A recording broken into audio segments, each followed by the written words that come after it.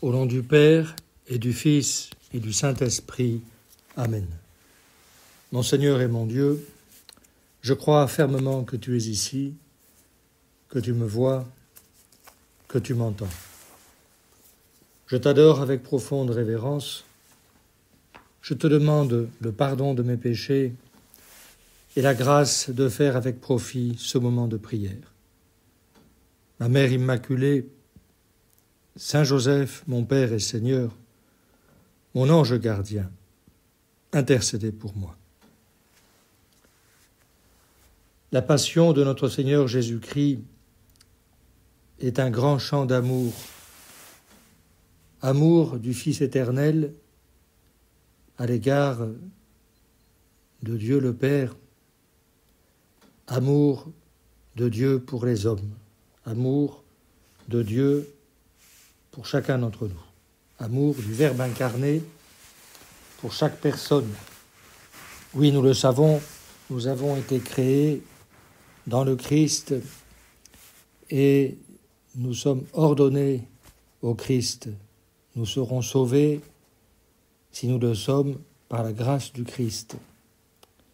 Et la passion du Seigneur nous montre à quel point Dieu nous a aimés.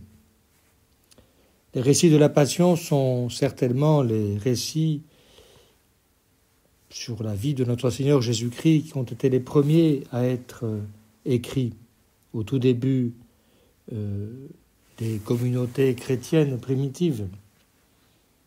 Et puis ensuite, nous le savons, la liturgie de l'Église, développée autour de la Pâque, nous a aidés à mieux comprendre ce grand mystère d'amour. Jésus, nous raconte saint Matthieu, prit avec lui les 12 en particulier, et alors qu'il montait vers Jérusalem, il leur dit « Voici que nous montons à Jérusalem, et le Fils de l'homme sera livré aux grands prêtres et aux scribes. Ils le condamneront à mort et le livreront aux païens pour être bafoué, flagellé et mis en croix. Le 3e jour, il ressuscitera. » Une annonce saisissante, ce n'est pas la première. Dans la bouche de notre Seigneur Jésus-Christ, il l'a déjà annoncé à Pierre après la profession de foi de ce dernier. Il l'a annoncé aussi à Pierre, Jacques et Jean après sa transfiguration. Et maintenant, au moment de monter vers Jérusalem, Jésus fait cette prophétie. Le Fils de l'homme va être livré pour être crucifié. Il y a une chose émouvante vraiment, c'est que notre Seigneur a une grande confiance en ses disciples et qu'en même temps, il les a préparés peu à peu à cette révélation terrible. En réalité, dans la passion de notre Seigneur, c'est Jésus lui-même qui dirige les événements.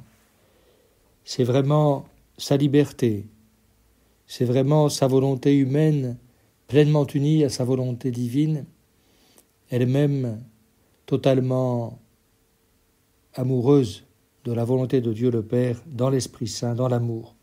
C'est vraiment cela qui, plus que la volonté des grands prêtres, va conduire notre Seigneur Jésus à ce sacrifice ultime. Oui, la miséricorde de Dieu se servira même de la ruse des hommes pour accomplir le grand dessein de salut que certains Juifs, pourtant bien instruits par l'Écriture, n'étaient pas capables de discerner, de découvrir dans la vie du Seigneur. Et la mort de Jésus sera l'accomplissement de la Pâque juive. Tous les rites de la Pâque s'accomplissent dans la passion du Seigneur. C'est comme leur achèvement. Une Pâque nouvelle, un nouveau passage de la mort à la vie. Le sens de l'histoire est transformé, il est assumé dans le Verbe éternel qui a pris notre chair pour notre salut. Nous savons par les récits évangéliques qu'il y a eu la préparation de la Pâque, la scène, comment Judas est sorti du cénacle, c'était la nuit, l'institution de l'Eucharistie qui demeurera, qui surplombera en quelque sorte tous les temps et que nous vivons chaque jour d'une manière nouvelle. Action de grâce, Eucharistie qui fait l'Église, car l'Eucharistie, c'est le mystère pascal qui est actualisé, qui est rendu présent, qui demeure parce que Jésus-Christ est ressuscité et qu'il est Dieu. Mystère pascal accompli dans la Sainte Eucharistie de manière sacramentelle, mystérieuse et non moins réelle. Présence également substantielle de notre Seigneur Jésus-Christ sous les espèces du pain et du vin. L'annonce de la négation de Pierre, la promesse de l'Esprit Saint, la vigne et les sarments, le commandement nouveau, les adieux du Seigneur, sa prière sacerdotale, autant de préparations à cet événement terrible qui s'ouvre en quelque sorte avec la trahison de Judas.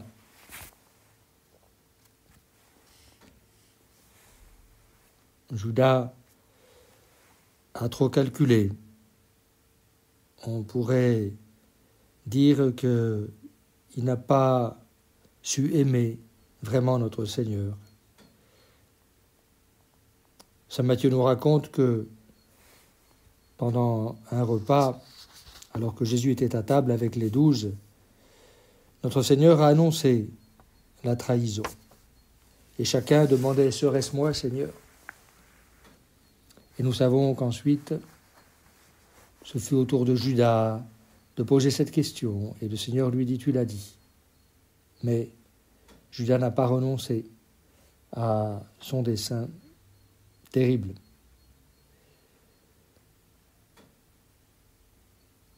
Voici que plus tard, notre Seigneur se trouve à Gethsémani. Il a pris avec lui Pierre, Jacques et Jean. Jésus ressent de l'effroi, de l'angoisse. « Mon âme est triste à en mourir, demeurez ici et veillez. » Jésus tombe à terre, Jésus prie pour que cette heure passe loin de lui. « Abba, Père, tout est possible. Éloigne de moi cette coupe. Pourtant pas ce que je veux, mais ce que tu veux. » Oui, Seigneur Jésus, c'est cette prière que nous sommes appelés à faire nôtre si souvent dans notre vie. Seigneur Jésus, éloigne, si possible, de moi cette difficulté familiale, ce problème professionnel, cette inquiétude financière, cette espèce de démangeaison d'inquiétude qui, de manière excessive, se diffuse peut-être aujourd'hui dans la société quant à la paix mondiale. Et bien sûr, nous sommes en tant que chrétiens semeurs d'espérance, porteurs de paix. Mais c'est d'abord la paix dans les cœurs, la paix dans les familles, la paix là où nous sommes qu'il nous revient de semer. Et il nous revient toujours aussi de terminer notre prière, Seigneur, que ta volonté soit faite, ce que tu veux. Tu sais mieux que moi ce qui me convient. Jésus s'est trouvé très seul ce soir-là à Gethsémani. Plusieurs fois, il est allé trouver Pierre, Jacques et Jean. Il les a vus en train de dormir. La seule fois, Seigneur Jésus, que tu aies besoin des hommes, ils n'ont pas été là. Ils n'ont pas été capables de répondre. Levez-vous, allons, finalement, dira notre Seigneur la 3e fois. Voici que celui qui me livre est tout proche. Ils étaient endormis de tristesse, les 3 disciples du Christ. À la transfiguration, on avait trouvé Pierre, Jacques et Jean quand même éveillés. À Gethsémani, ils dorment. Mais le Christ va vers sa croix, librement, volontairement. L'essence de l'existence L'essence de l'existence est la réalité de la liberté. Et l'essence de la liberté, c'est la possibilité de s'élever vers l'absolu. Et cette possibilité, Seigneur Jésus, de nous élever vers l'absolu qui est inscrite dans notre cœur, tu la rends vraiment possible, efficace pourrions-nous dire, par l'accomplissement de la volonté du Père, par cette passion qui commence maintenant et à laquelle nous nous préparons de manière plus particulière en ce mois où nous célébrerons la Pâque. S'élever vers l'absolu, c'est la définition classique de la prière. C'est savoir, dans la liberté, décider de son propre destin. C'est reconnaître le premier principe de vérité, notre désir du bien, notre tendance vers le bien, comme premier principe de salut. Oui, Seigneur Jésus, la liberté qui nous a conduits au péché nous pousse maintenant à l'obéissance filiale, à cette confiance filiale qui exprime en réalité dans la prière notre filiation divine. Un grand désir de t'aimer, une grande confiance, une prière qui devient offrande de notre vie. Nous nous unissons à ta volonté, Seigneur Jésus, que la volonté de Dieu soit faite. Nous savons que Judas livre notre Seigneur par un baiser. C'est une diabolique transformation d'un geste d'amour en une dénonciation, en occasion de tromperie. Une blessure dans la relation réciproque, un appauvrissement de la personne. Un geste d'amitié devient une trahison. Mais Jésus est le maître de sa passion. Nous savons que en Saint Jean, alors que les soldats se dirigent vers lui, le Seigneur prend la parole. Qui cherchez-vous ? La réponse, Jésus de Nazareth. Jésus leur répond, c'est moi, je le suis. Ils reculèrent, ils tombent à terre. La réponse du Christ en réalité, en grec, ego eimi, je suis, évoque la révélation de l'Exode à Moïse. Je suis celui qui suis. Je suis Dieu. Tu ne peux pas connaître mon nom, tu ne peux pas connaître vraiment ce que je suis parce que je suis Dieu. Oui, le Christ est le vrai Dieu. Et le voilà qui décide de se donner pour nous. Voici pourquoi le Père m'aime, parce que je donne ma vie pour la recevoir de nouveau. Nul ne peut me l'enlever. Je la donne de moi-même. J'ai le pouvoir de la donner. J'ai aussi le pouvoir de la recevoir de nouveau. Voilà le commandement que j'ai reçu de mon Père. Seigneur Jésus, tu donnes ta vie. Comme commentera saint Augustin, tu nous dis en quelque sorte, parce que je meurs pour ressusciter, je donne ma vie. Je consens à donner ma vie. Alors, à quoi servent tous ces efforts de fureur contre moi ?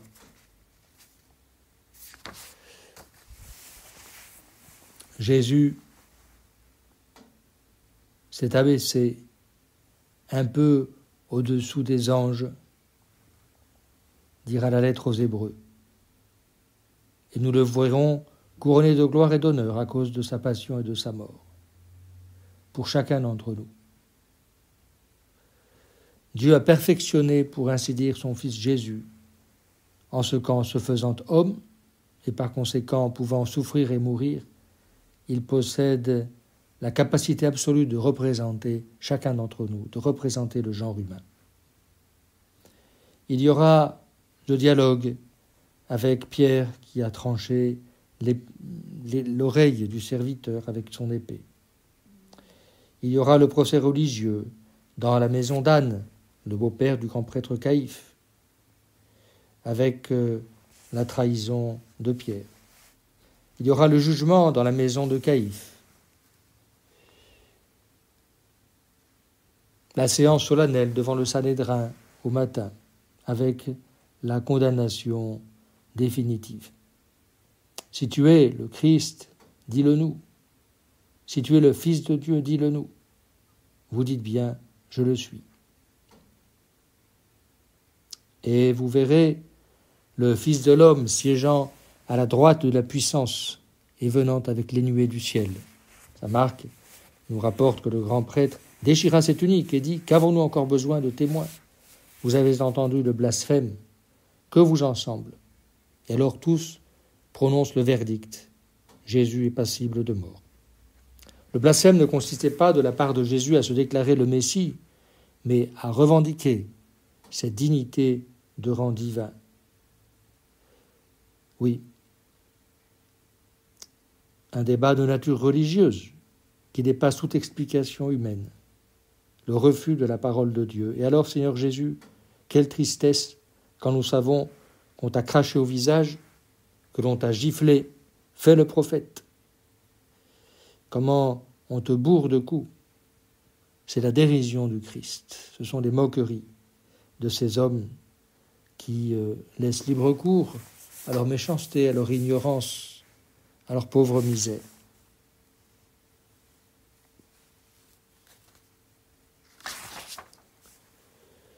Voilà Jésus au prétoire, devant le tribunal romain.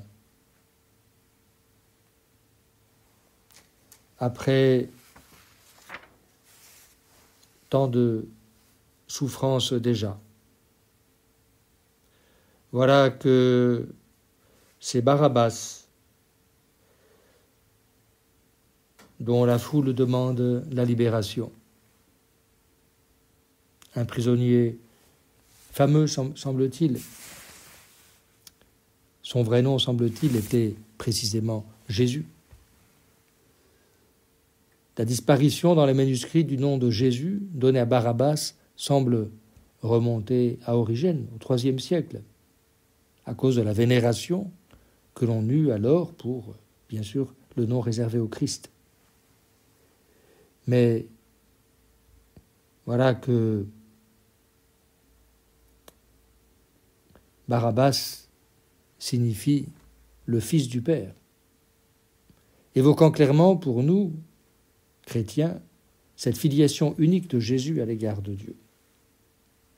Oui, c'est l'anonymat, c'est le béni oui, c'est le conformisme qui condamne le Christ. Aujourd'hui, mes frères, alors que nous allons revivre la passion de notre Seigneur et sa mort sur la croix,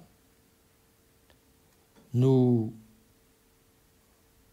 confirmons dans la valeur excellente, la valeur immense, la valeur suprême de la vie. Nous savons qu'en tant que chrétiens, nous aimons la vie et même nous pouvons apprendre à découvrir que la vie nous aime. Et nous avons de grandes responsabilités personnelles de faire connaître la beauté de la vie, d'aider nos frères à l'aimer, cette vie, de tout faire pour éviter que des lois meurtrières, iniques, extrêmement dangereuses, en elles-mêmes et dans leur dérive nécessaire et inéluctable, ne puissent se permettre à un homme d'achever la vie d'un autre à cause de son grand âge ou de sa maladie. Le manque de courage, mes frères, si répandu,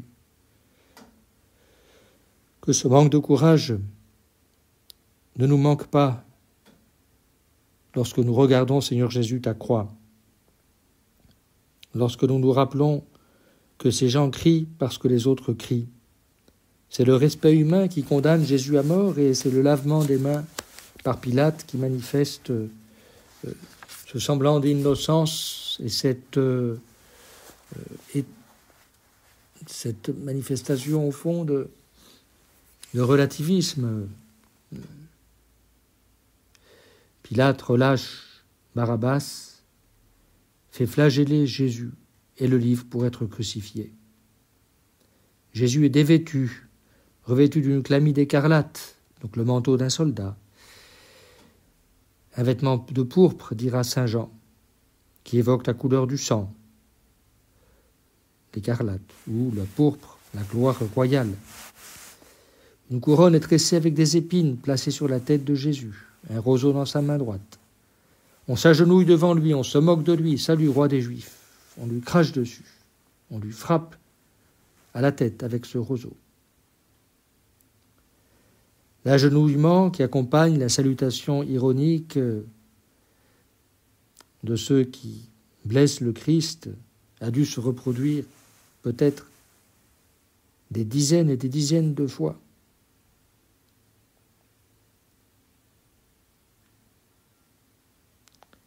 Ecce homo, voici l'homme, dira Pilate. Crucifie-le, crucifie-le. Prenez-le vous-même et crucifiez-le. Moi, je ne trouve en lui aucun motif de condamnation. Pilate cherchera à échanger avec le Christ. Tu n'aurais aucun pouvoir sur moi si tu ne l'avais reçu d'en haut. C'est pourquoi celui qui m'a livré à toi porte un péché plus grand. Voici l'homme. L'homme concret, le Christ, le Fils de Dieu, qui nous montre ce qu'est l'homme.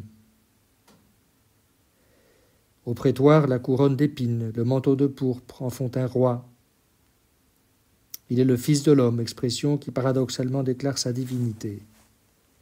Oui, Jésus, toi qui as incarné tous les rythmes de l'existence humaine, l'enfance, l'adolescence, la maturité, tu incarnes maintenant notre souffrance physique et morale.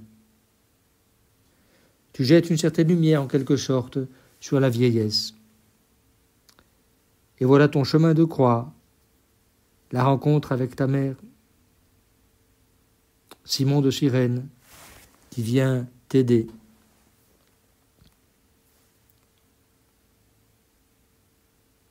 Les filles de Jérusalem,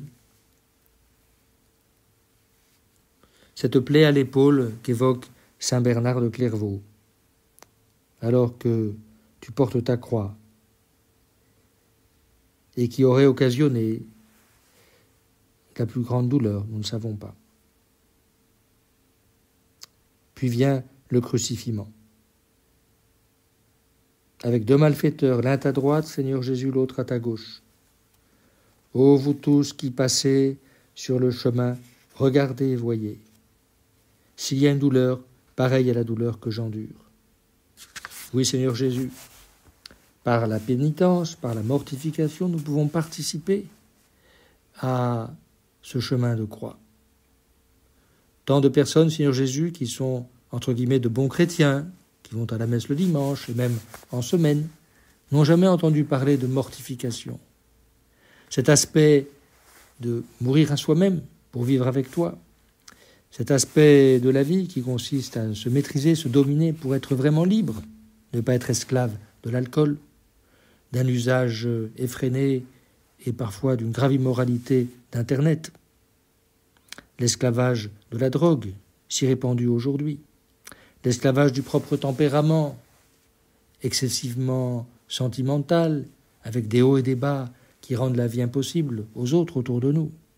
Seigneur Jésus, aide-nous à comprendre l'importance de la maîtrise du caractère, de cet effort personnel pour rendre la vie plus agréable aux autres, de savoir que souvent les gens ont besoin d'un sourire, d'un peu de compréhension, de paix, de sérénité. Voilà notre Seigneur qui marche vers sa croix.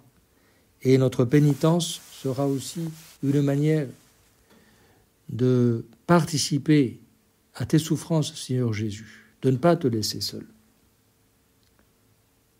Oui, Seigneur Jésus, accueillir la croix avec amour, dans la joie, cela signifie ne plus la sentir. La pleine acceptation des croix que nous pouvons recevoir dans notre vie te convertit, Seigneur Jésus, en notre Simon de Cyrène. Cela nous aide à nous tourner comme toi vers le Père. Vient le partage des vêtements, le vin aromatisé de myrrhe dont tu ne prends pas, cette crucifixion terrible, les outrages alors que tu es en croix. Et puis ces 7 paroles que tu prononces du haut du bois et qui nous invitent au pardon. Père, pardonne-leur, ils ne savent pas ce qu'ils font. le secret du pardon, la compréhension. Changer mon regard. Seigneur Jésus, tu es un modèle pour nous. Je sais qu'au fond, le pardon, le fait de savoir pardonner, me libère, me donne la paix.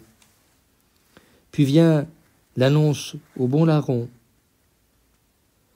la première canonisation en quelque sorte. Seigneur, souviens-toi de moi quand tu seras dans ton royaume. Aujourd'hui, en vérité, tu seras avec moi au paradis. Être avec Jésus, le ciel, la joie du ciel. Jésus, chercher Jésus, ici-bas, sur la terre, toujours être avec Jésus, parler avec Jésus, découvrir Jésus dans les autres, savoir que l'Esprit Saint me fait découvrir la présence de Jésus dans ma vie, toute ma vie, est là pour reproduire ta vie, Seigneur Jésus. Et cette grande espérance du ciel, cette grande fidélité à laquelle je suis appelé. Comme le dit saint Grégoire de Nazianze, si tu es crucifié avec Jésus comme un voleur, fais confiance à ton Dieu comme un bon voleur. Oui. Viendra ensuite le Ecce Mater tua. Voici ta mère. La Vierge Marie nous reçoit au pied de la croix. Elle est notre mère. Elle va faire naître Jésus en nous. Elle devient la mère de l'Église. Elle est le refuge des pécheurs. Mon Dieu, pourquoi m'as-tu abandonné ? De grands cris du Seigneur. Ce cri du psaume 22 qui se termine en action de grâce, en louange. J'annoncerai ton nom à mes frères. Je te louerai au milieu de l'assemblée. Oui, cette grande assemblée qu'est l'Église, qui est invoquée ici, qui est en fait prophétisée dans le psaume. Le Seigneur Jésus prend sur lui toute l'angoisse du monde et ainsi il renverse en quelque sorte la situation. Oui, que vivent nos cœurs à jamais. Pourquoi ces paroles sur la croix, Seigneur Jésus ? Parce que nous y étions, dira saint Augustin. Parce que le corps du Christ, c'est l'Église. Nous sommes, nous, sur la croix. Tu nous apprends à prier sur la croix. J'ai soif. Un cri émouvant qui manifeste, Seigneur, ton humanité, cette terrible souffrance, cette asphyxie dont tu es la victime. Ce cri qui nous appelle, tu as soif de notre amour, Seigneur Jésus. Tu as tellement soif de nous donner l'Esprit Saint, l'Esprit d'amour, que ta charité habite nos cœurs. Tout est consommé, c'est l'accomplissement. Jésus a aimé jusqu'au bout. C'est extraordinaire. Avec la plénitude de l'Esprit, Jésus s'offre à son Père. Père, en tes mains, je remets mon esprit. C'est l'abandon de l'amour. C'est l'amour reçu du Père et l'amour donné. C'est l'Esprit Saint en quelque sorte. C'est l'obéissance qui est source de vie. C'est l'obéissance qui fait grandir le Christ. C'est l'obéissance qui le nourrit. C'est l'esprit d'obéissance qui est dans le Christ, l'esprit d'amour.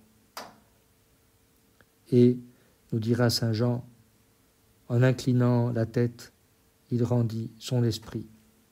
Le sang a coulé, Jésus crie, étouffe.